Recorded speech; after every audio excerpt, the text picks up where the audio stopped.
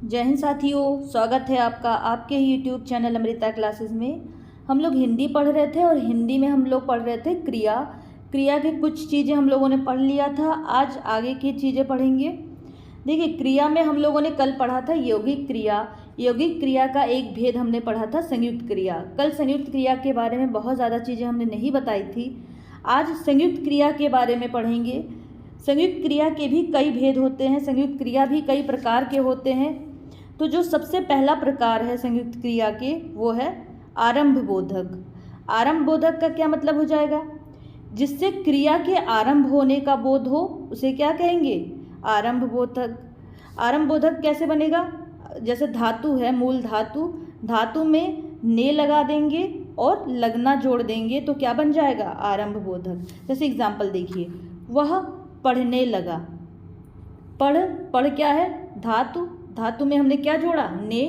ने जोड़ने के बाद आगे क्या जोड़ा हमने? लगना। जैसे लगा, वह पढ़ने लगा, तो क्रिया के आरंभ होने का बोध हो रहा है। इससे क्रिया अभी शुरू होने वाला है। जैसे पढ़ने लगा, इससे क्या समझ में आ रहा है? क्रिया अभी आरंभ होने वाला है या आरंभ हुआ, आरंभ होने का बोध हो रहा है।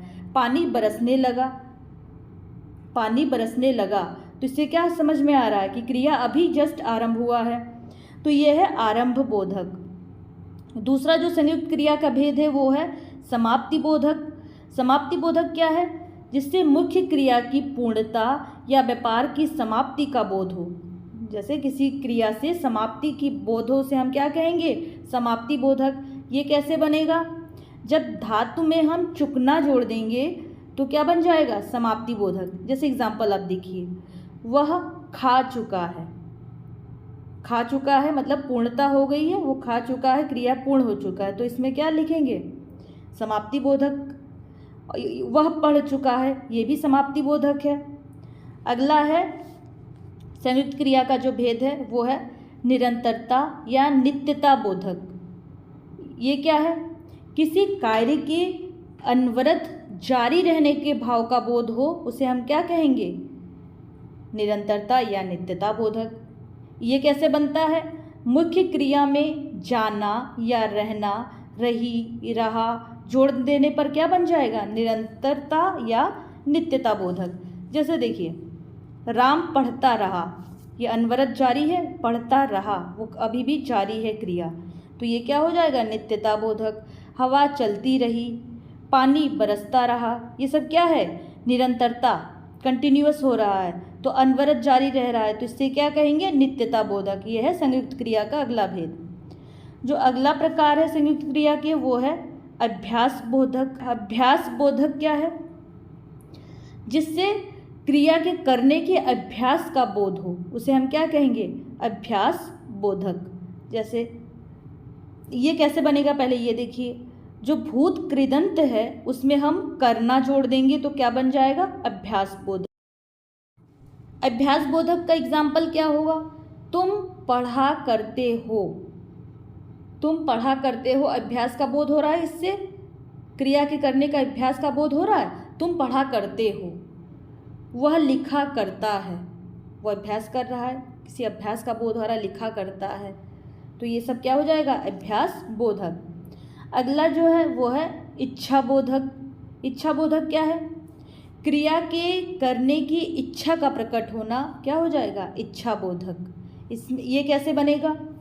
धातु में हम ना जोड़ेंगे और चाहना जोड़ देंगे तो क्या बन जाएगा? इच्छा बोधक। इच्छा बोधक के एग्जाम्पल क्या है? वह जाना चाहती है। जा क्या है? धातु में हमने ना जोड़ा, जाना, चाहना क्या हो गया? चाहती है, तो ये क्या बन जाएगा? वह जाना चाहती है, ये क्या हो जाएगा? इच्छा बोधक। संयुक्त क्रिया का जो अगला भेद है वो है अनुमति बोधक। अनुमति बोधक क्या है? कार्य करने की अनुमति दिए जाने का बोध हो उसे हम क्या कहेंगे? अनुमति बोधक। ये कैसे बनेगा? धातु में हम ने जोड़ेंगे और प्लस देना जोड़ देंगे तो क्या बन जाएगा? अनुमति बोधक। जैसे एग्जाम्पल आप देखो, मुझे जाने दो, किसी से अनुमति मांग रहा है, तो ये क्या हो जाएगा? अनुमति बोधक। जा क्या है यहाँ पे? धातु, इसमें हमने ने जोड़ा प्लस देना जोड़ दिया तो क्या हो जाएगा? अनुमति बोधक। संयुक्त क्रिया का अगला जो प्रकार है वो है अवकाश बोधक। अवकाश बोधक क्या है? क्रिया को पूर्ण करने में अवकाश का बोध हो तो उसे हम क्या कहेंगे? अवकाश बोधक। ये कैसे बनेगा? धातु में हम ने जोड़ेंगे प्लस पाना जोड़ देंगे तो क्या हो जाएगा? अवकाश बोधक। एग्जाम्पल क्या होगा इसका देखिए, वह मुश्किल से जाने पाया। ठीक है, मुश्किल से जाने पाया। जा क्या है यहाँ पे? धातु, इसमें हमने ने जोड़ा प्लस पाना यानी कि पाया जोड़ दिया तो क्या बन जाएगा? अवकाश बोधक। अगला संयुक्त क्रिया का भेद है आवश्यकता बोधक। आवश्यकता बोधक क्या है? जिससे कार्य की आवश्यकता या कर्तव्य का बोध हो उसे हम क्या कहेंगे? आवश्यकता बोधक। ये कैसे बनेगा? धातु में हम ना रूप जोड़ेंगे प्लस पढ़ना, चाहिए, होना ये सब हम जोड़ देंगे तो क्या हो जाएगा? आवश्यकता बोधक। जैसे एग्जाम्पल देखिए, तुम्हें यह कार्य करना चाहिए। पहले धातु है क्या? कर, इसमें हमने ना जोड़ा फिर चाहिए हमने लिख दिया तो क्या हो गया? आवश्यकता बोधक। अगला जो संयुक्त क्रिया का भेद है वो है निश्चय बोधक। निश्चय बोधक क्या है? जिससे क्रिया के व्यापार की निश्चयता का बोध हो कि हाँ वो निश्चित है, निश्चयता का बोध हो उसे क्या कहेंगे हम? निश्चय बोधक। जैसे एग्जाम्पल ही इसमें डायरेक्ट आप देखिए क्या है, वह बीच में ही बोल उठा, उसने कहा मैं मार बैठूंगा। इससे क्या समझ में आ रहा है? एक निश्चयता का बोध हो रहा है कि हाँ वो निश्चयता बता रहा हो तो ये निश्चय बोधक है। अगला जो संयुक्त क्रिया का भेद है वो है पुनरुक्त संयुक्त क्रिया। ये क्या है? दो समानार्थक या समान ध्वनि वाली क्रिया का योग होने पर पुनरुक्त संयुक्त क्रिया होती है।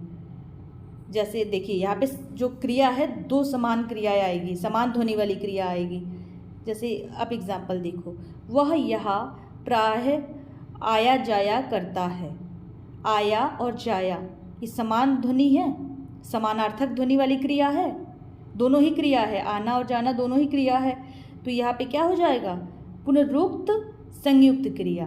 पुनरुक्त संयुक्त क्रिया यानी कि समानार्थक या समान ध्वनि वाली क्रिया का योग होने पर जो क्रिया बनेगी उसे पुनरुक्त संयुक्त क्रिया कहेंगे। अगला जो संयुक्त क्रिया का भेद है वो है शक्ति बोधक। शक्ति बोधक का क्या हो जाएगा अर्थ? कार्य करने की शक्ति का बोध हो उसे हम क्या कहेंगे? शक्ति बोधक। इसलिए इसमें हम क्या जोड़ेंगे? सकना या सकता का प्रयोग हो उसे हम क्या कहेंगे? शक्ति बोधक।